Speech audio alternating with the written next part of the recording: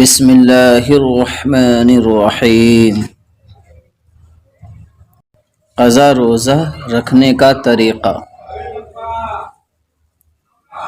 حافظ اختر صاحب اریاوی نے دہلی سے یہ سوال کیا ہے کہ حیض کی وجہ سے جو روزے قضا ہو گئے ہیں ان روزوں کی ادائیگی کا کیا طریقہ ہے؟ کیا عید کے فوراً بعد روزہ رکھنا اور لگاتار رکھنا ضروری ہے یا نہیں؟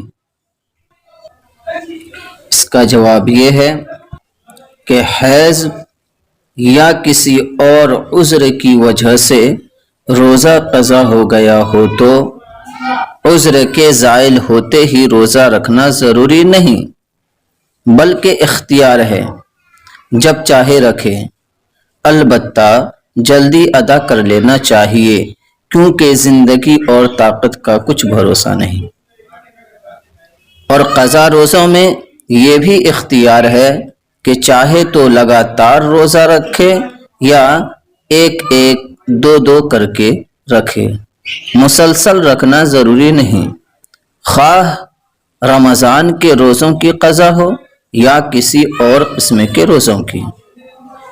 واللہ عالم بالصواب۔ بحوالہ علم الفقہ جلد 3 صفحہ نمبر 39، جواہر الفقہ جلد نمبر 1 صفحہ نمبر 381۔